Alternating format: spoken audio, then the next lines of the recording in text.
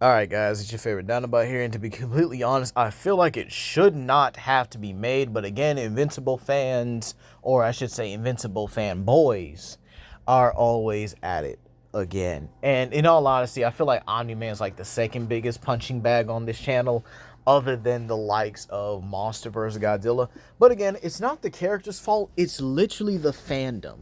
Y'all overhyped this man so much. I even seen the whole Omni-Man versus Superman debate, but really, IDW Optimus Prime losing to Omni-Man out of all the people.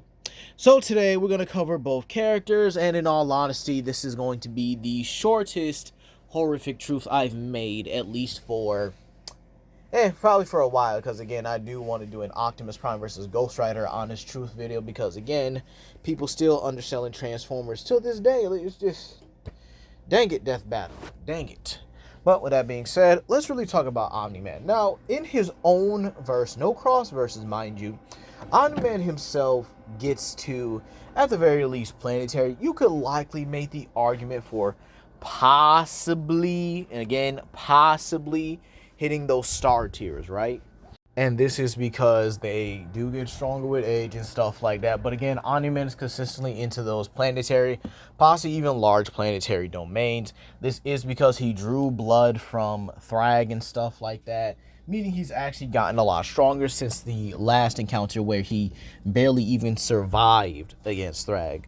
And the whole planetary thing is actually like quite funny, because you could literally say, well, they really don't get that high, because again, it took a chain reaction to actually do so. For starters, they needed Space Racer's gun, which was known for like blowing up planets and stuff, and then they needed shot at the core. Then it took 3 Viltrumites, him, Mark, and I think his name was Thaddeus as well, all moving at the same speed at the same time in order to destroy the planet. But even then, mind you, they knocked themselves out.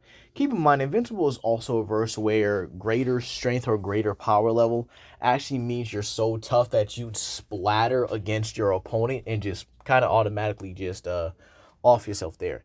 Now, in terms of speed, Omni-Man is faster than light. I would not give him immeasurable speed, but he is at the very least faster than light, being faster than Mark on a couple of occasions, and being able to outrace, well, Mark himself was able to outrace teleportation and his own spaceship, which was moving at light speed.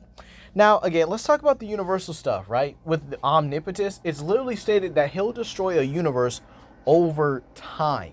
Not that he's automatically going to destroy it. That actually puts Omnipotence down a peg, all right? Because again, he's destroying things via his own energy absorption and the fact that he's causing multiple chain reactions. Basically, it's like setting off a bomb to destroy an entire building. You're not building level because, you destroy the building at its core or at its foundation. You destroy a weak point that will crumble the rest of the building.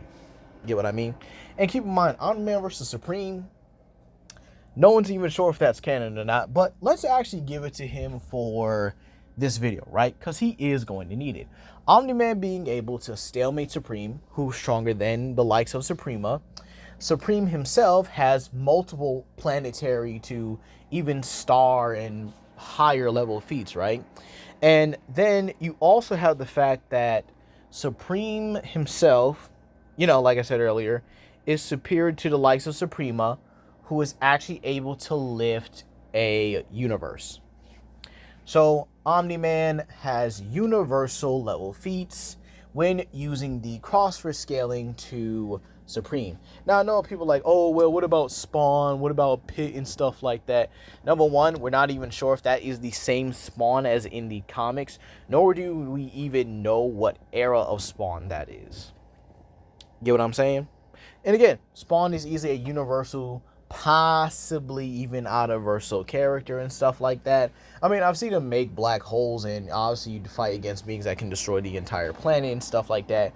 But again, I think it's quite understandable. Spawn does get into higher ranges quite casually.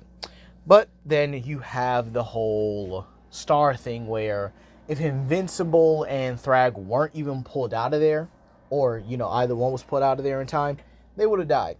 So for Omni-Man himself, all you really can get him to is in his own verse, he gets to large planetary at bare minimum. Again, can't scale him to omnipotence because omnipotence was only able to destroy his own universe by using multiple chain reactions due to his matter manipulation. All right, and it stated he could destroy the universe over time, meaning a long time period has to be given in order for him to even be able to destroy his own universe. Crazy, ain't it? Then you also have the supreme scaling, which again only gets to universal. All right, that's the proper way you can get Omni-Man to universal without having using omnipotence, who has like fraudulent activities of being universal. Because I mean, this dude lost to a super powered version of Black Samson, right? But let's talk about Optimus the freaking Prime, right? Optimus himself, and keep in mind we're gonna go for a base, right? Did you know that when Cybertrons are able to one-shot drones, it's actually a Solar System Plus level feat?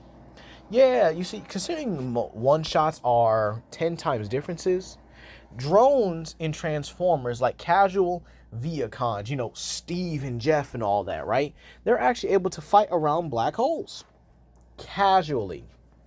And the only way they can actually succumb to it is if they're directly in it.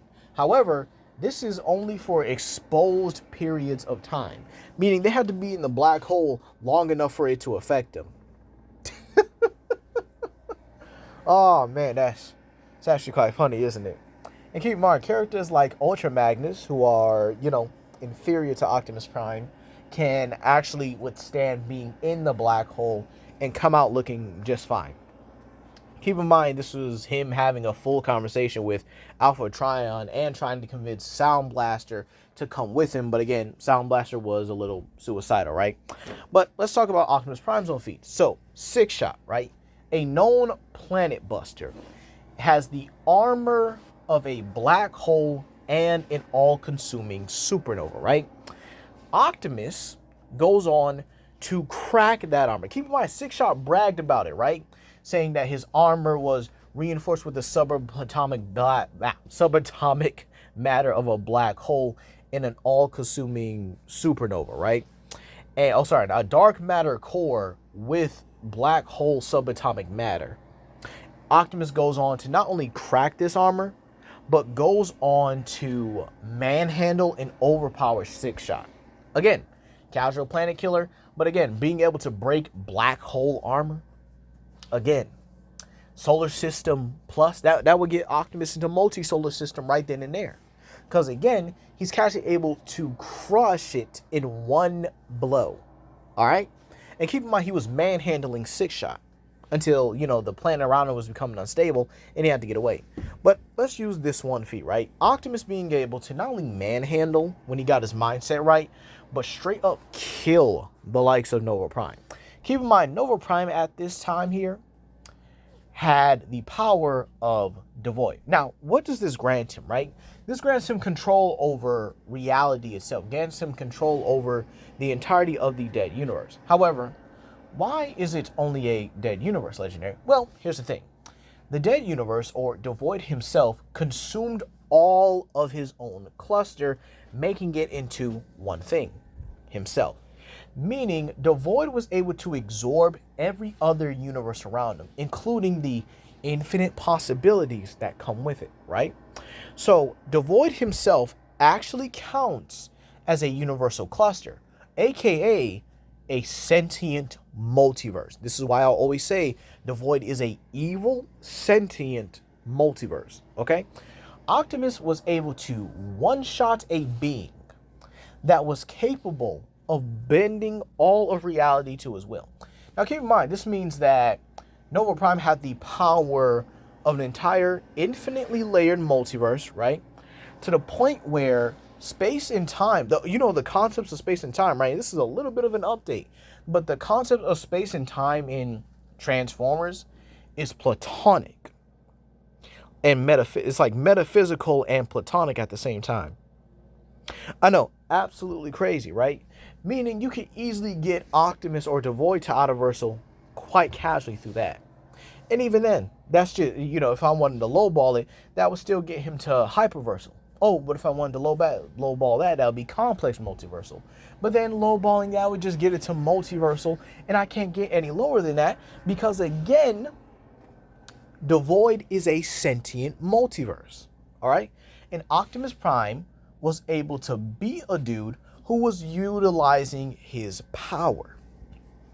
I know it's absolutely insane what it is, right? Right?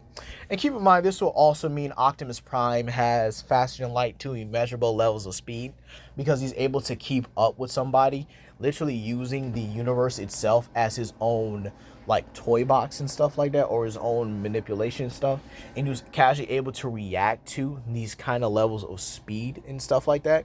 But also keep in mind, right, Cybertronians flying around and Seekers flying around black holes and stuff like that would easily get them to faster than light casually, mind you. So this means that not only can Optimus Prime at a low ball tag Omni-Man, but he would one-shot him viciously, horribly. It's not even contest. And keep in mind, I'm not even using his greatest feats. Y'all can go ahead and watch the IDW Optimus Prime scaling video. But again, overall, there is no reason why this should even be a debate. Optimus himself is in a completely different ballpark compared to the likes of Omni-Man. He doesn't have anything. I'm not even sure how this is even a debate in the first place, because Omni-Man has nothing that can harm Optimus. Well, he could just speed blitz and fly right through him. How? Optimus is more durable. Optimus is faster, and we'll be able to see him coming quite easily. But here's the thing, right? Let's say Optimus doesn't move. Optimus doesn't even react to Omni-Man. Omni-Man would be a bloody splatter on his windshield. Because again, what are the rules in the Invincible verse? If you are stronger and tougher than somebody, they would splatter against you. So using the own versus logic, right? If a universal being like Omni-Man, keep in mind, I'm just highballing it and giving him everything he can here just to kind of go with it, right? If a universal being like Omni-Man, speed blitzes a multiversal being like Optimus Prime, he would splatter against them because of the substantial tier difference, right? That's clearly how it works, right? That's how the Invincible verse operates, right? Yeah, I know, it's kind of crazy, isn't it? But again, if you guys want, go ahead and watch the IDW Transformers or IDW Optimus Prime scaling video for full detail, where he has his D&D scaling, his Cthulhu mythos scaling and stuff like that. He gets pretty high, into the levels of Outerversal. But that's going to be all today, guys. Please comment down below, like, subscribe, and share with your friends. And I'll see you guys for, let's see, what's the next video here? How Megatron failed the Decepticon cause. Peace.